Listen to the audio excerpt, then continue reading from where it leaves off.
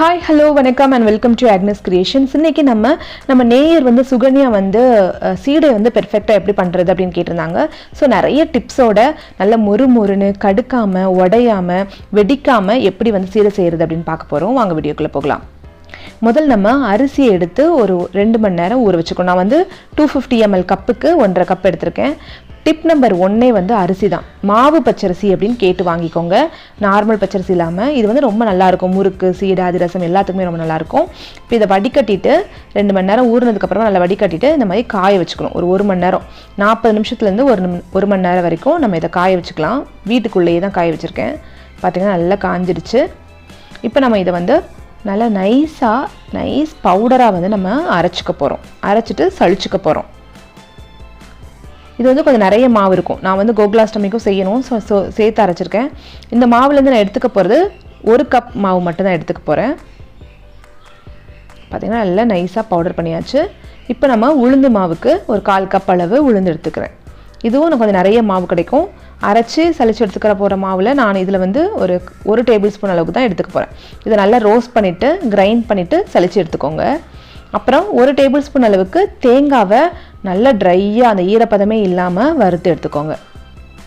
இப்போ கடாயில நம்ம ஏற்கனவே வந்து வறுத்து சலிச்சு எடுத்து வச்சிருக்கிற மாவை 1 கப் அளவுக்கு எடுத்துட்டு இத நல்லா வறுத்துக்கணும். இதான் டிப் நம்பர் 2.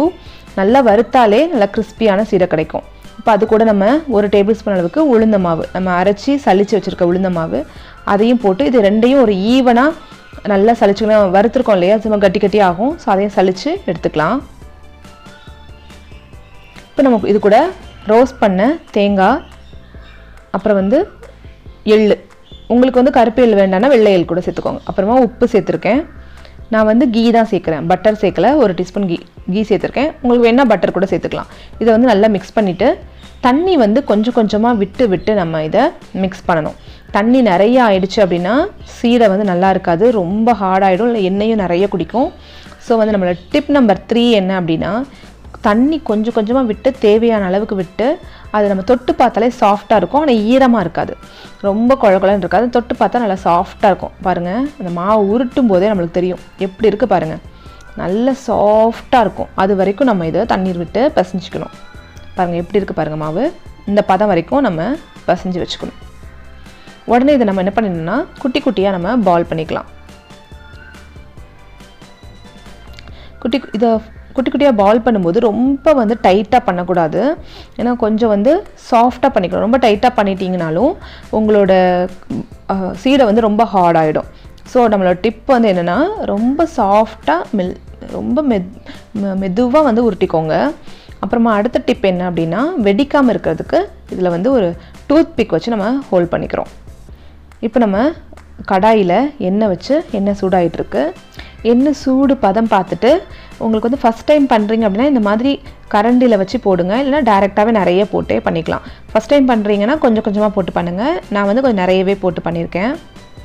இதுக்கு வந்து அடுத்து வந்து டிப் என்ன அப்படின்னா, ஆயில் வந்து நான் வந்து இரும்பு சட்டி வச்சுருக்கேன். ஒன்ஸ் சூடானதுக்கப்புறம் ஃபுல்லாமே வந்து லோ ஃப்ளேமில் வச்சுட்டேன். அந்த லோ ஃப்ளேமில் அந்த ஆயில் வந்து கொதிக்குது, நல்லா கொதிக்குது இல்லையா, அந்த கொதி அடங்கி அப்படியே நார்மல் தண்ணி மாதிரி வரணும். அந்தளவுக்கு கொதி அடங்குற வரைக்கும் நம்ம இதை வந்து வறுக்கணும். அப்போ தான் லோ ஃப்ளேமில் வறுக்கும்போது, ஸ்லோவாக குக் பண்ணும்போது தான் உள்ள வரைக்கும் நல்லா வெந்து நல்ல கிறிஸ்பியாக இருக்கும். இல்லைனா உள்ளே வந்து ஒரு மாதிரி சாஃப்டாக இருக்கும். சாப்பிடும்போது சவுக்குன்னு இருக்கும். அப்படி சாப்பிட்டா அது சீடையே கிடையாது. அதனால் கொஞ்சம் நல்ல மொறுன்னு வரணும். 2-3 நாள் ஆனால் கூட நல்ல மொறுன்னு இருக்கணும். அப்படின்னா லோ ஃப்ளேமில் வச்சு அது கலர் நல்ல உளுந்து மாவு சேர்த்துருக்கனால கலர் கொஞ்சம் சேஞ்ச் ஆகும். ரொம்ப ஒயிட்டாக வேணுன்னா உளுந்து மாவு அவாய்ட் பண்ணிக்கணும். அந்த மாதிரி சேஞ்ச், ஆனால் ரொம்ப டார்க் ஆகாது. நான் வந்து உங்களுக்கு கேரண்டி கொடுக்குறேன், டார்க் ஆகாது. லோ ஃப்ளேமில் வச்சு பண்ணுங்கள். பாருங்கள், சூப்பராக நம்மளோட பார்த்தாலே தெரியுது அந்த கிறிஸ்பியாக இருக்குது. பார்த்தாலும் கலரும் சூப்பராக இருக்குது. நீங்களும் இந்த டிப்ஸ்லாம் பார்த்து ட்ரை பண்ணிவிட்டு எப்படி வந்தது அப்படின்னு சொல்லுங்கள். வீடியோ பார்த்த அனைவருக்கும் நன்றி. உங்களுக்கு இந்த வீடியோ பிடிச்சிருந்ததுன்னா லைக் பண்ணுங்கள், ஷேர் பண்ணுங்கள், சப்ஸ்கிரைப் பண்ணுங்கள்.